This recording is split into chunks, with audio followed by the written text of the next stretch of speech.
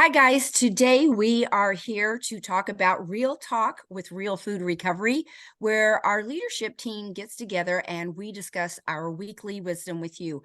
Today we are going to talk about when life kicks us in the teeth. What do we do? We've all been in that situation.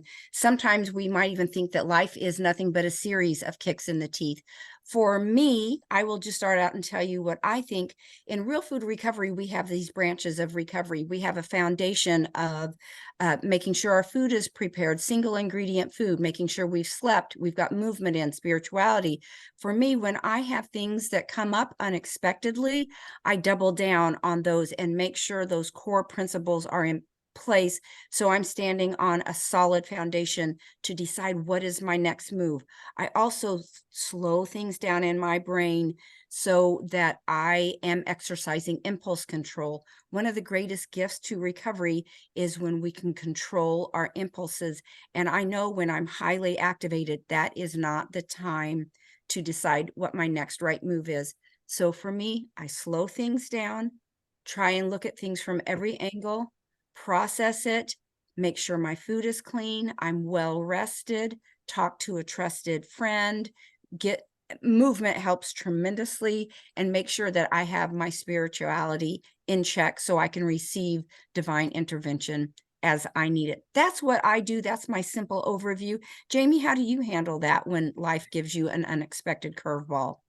Yeah, I'm glad we're talking about this today, Paige. And really the topic came out of real life, right? It's real life here in Real Food Recovery. We are committed to looking at all of the situations that life gives us, expected and unexpected situations that life gives us, and looking at how we can apply our tools of recovery, our branches of recovery, as we call them, to the what life gives us. And sometimes life kicks us in the teeth, squarely in the teeth. We don't see it coming and it hurts. I had a situation this week where something unexpected happened and in my professional life, and it was a real sucker punch. And it was something that I really had, the outcome I had no control over it. But I immediately looked at what I did have control over. And what I do have control over is my reactions to what life gives me, my emotional processing, of course, all of my core branches, my food, my movement, my sleep, my spiritual connection. And I also looked at how I can be emotionally aware of what was happening inside of me as I was processing the news that I wasn't expecting.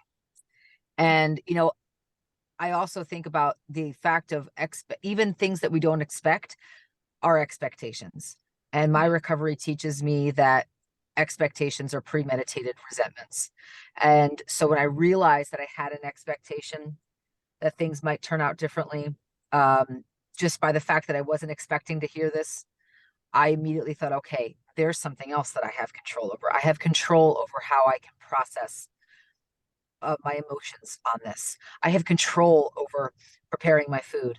I have control over making sure that my food throughout my days this week is clean and nourishing and keeps me focused and connected to my recovery. I have control over my movement. I have control over how I um, get my sleep and set myself up for sleep every night. I have control over so many things. So I focused on what I could control. I even focused on making sure that I dropped in immediately to the next connection hour that we hosted.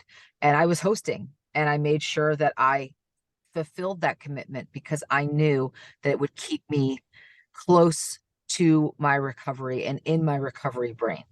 And being in my community, being around our members was exactly what my heart and brain and soul needed that night. So I would say my branches of recovery helped course correct me Mm. when life really gave me something that I wasn't anticipating. How about you, Heather?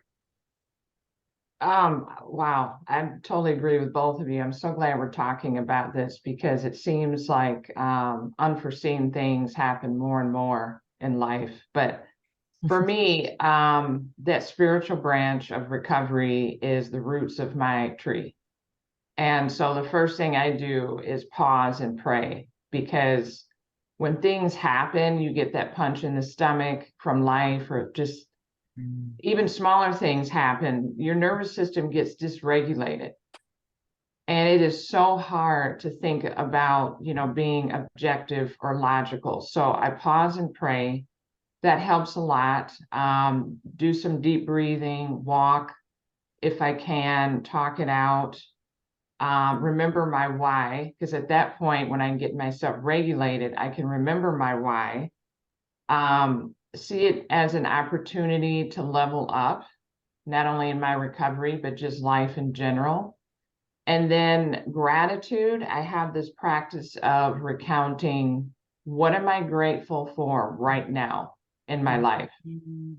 And recently we had gotten some really fantastic news as a family, and that, just thinking about that and those moments of joy that I had experienced recently really helps me to remember my why and what I need to do to move forward. How about you, Shay?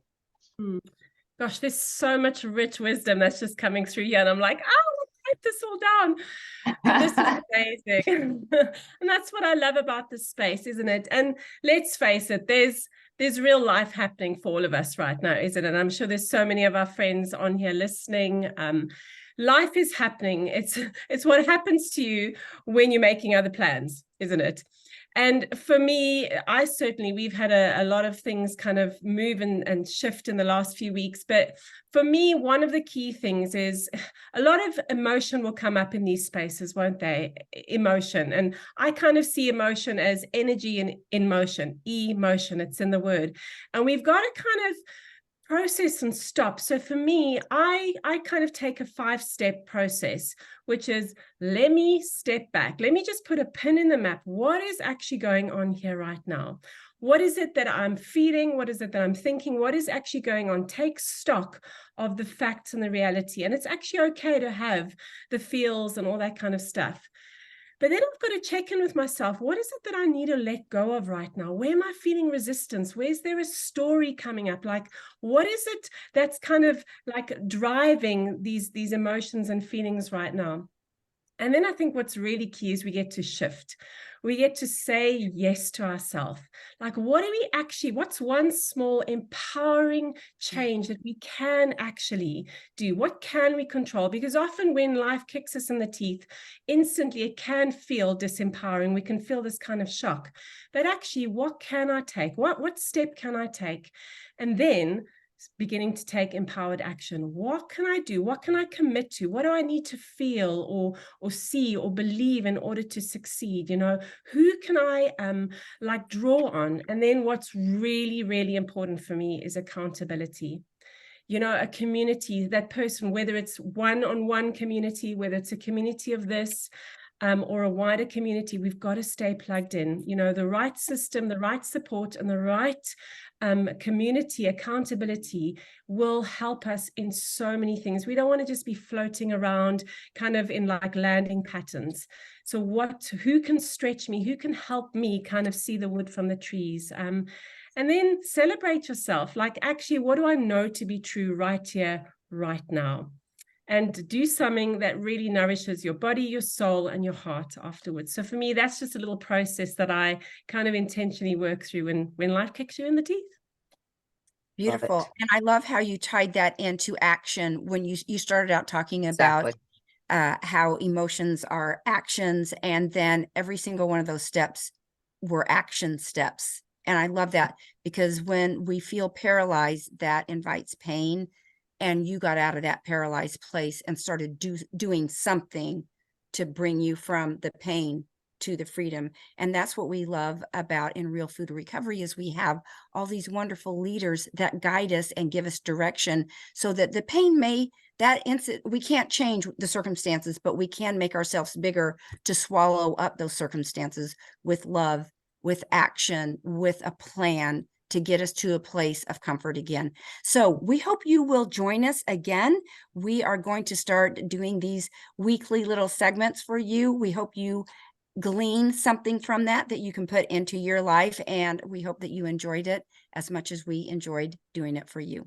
Thanks, guys. See you next time. Bye-bye. Thanks all.